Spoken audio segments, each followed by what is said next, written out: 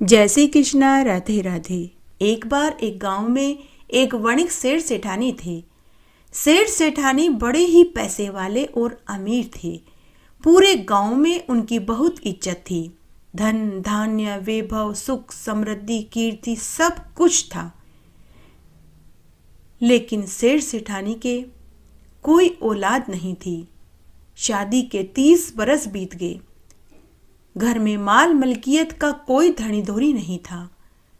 सेठानी ने एक दिन सोचा कि हमारे पास इतना धन दौलत है, लेकिन इसका कोई उत्तराधिकारी नहीं। तब एक दिन सेठानी ने सेठ जी से कहा कि हे स्वामी, आप मुझे एक गाय लाकर दीजिए। मैं गाय की सेवा पानी करना चाहती हूँ, ताकि हमारा अगला जन्म सुधर सके। पूरा समय मैं घर में अकेली रहती हूँ, मेरा मन नहीं लगता। गाय की सेवा पानी करूँगी, गोबर पोटे उठाऊंगी तो मेरा दिन अच्छे से निकल जाएगा। तो सेठ जी ने हामी भर दी। लेकिन 15 दिन निकल गए, सेठ जी ने गाय लाकर ही नहीं दी। तब एक दिन सेठानी सोने चांदी की दुकान पर गई और वहां से एक चांदी की गाय लेकर आई। साथ ही चांदी की गाय के लिए सोने के जेवर गढ़वा कर लाई।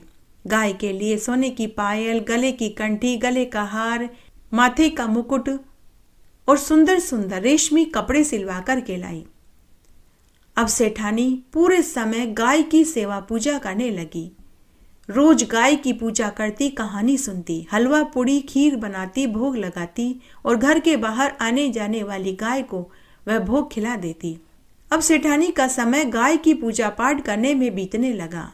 इस तरह पूरा 1 साल हो गया।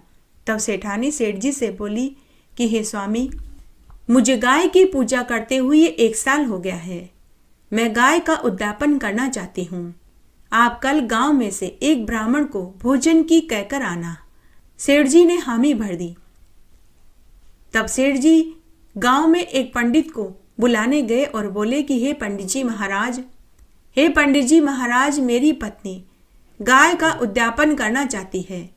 आप कल मेरे यहाँ भोजन करने के लिए आना। ब्राह्मण ने हामी भर दी। तब शाम को ब्राह्मणी अपने पति से बोली कि हे स्वामी, आप तो कल यजमान के यहाँ जीमने जाएंगे और हम भी प्रसादी खाने मंदिर में जाएंगे। तो ब्राह्मण बोला कि अरे भगवान, मैं कल सेठ जी के यहाँ भोजन करने नहीं जा रहा। तो ब्राह्मणी बोली कि क्यों, आप सेठ जी के यहाँ खाना खाने क्यों नहीं जाएंगे? तो पंडित बोला कि अरे भगवान, सेठानी गाय का उद्यापन कर रही है। कल मुझे वह भोजन खिलाकर गाय दान में देगी। भगवान, हम एक छोटी सी झोपड़ी में रहते हैं। मैं तुम सबके भोजन का इंतजाम बड़ी मुश्किल से कर पाता हूँ। गाय को हम क्या खिलाएंगे पिलाएंगे और गाय को कहाँ बांधेंगे?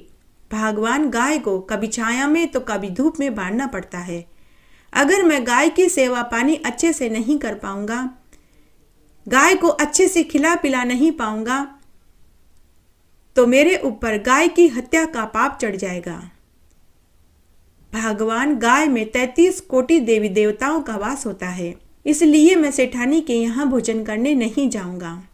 दूसरे दिन सेठानी ने गाय के उद्यापन के लिए 2 तांबे के ड्रम खरीदे, 1 दलिये की बोरी खरीदी, पंडित जी को देने के लिए 5 कपड़े खरीदे और गाय को खिलाने के लिए दलिया और गुड़ खरीदा। सुबह जल्दी उठकर स्नान आदि करने के बाद पंडित जी को खिलाने के लिए तरह तरह के व्यंजन बनाए। सुबह से दोपहर हो गई, लेकिन पंडित जी भोजन करने नहीं आए। सेठानी ने सेठ जी से कहा कि हे स्वामी, आपने पंडित जी को भोजन की बोली थी या नहीं? दोपहर हो गई, अभी तक पंडित जी भोजन करने नहीं आए।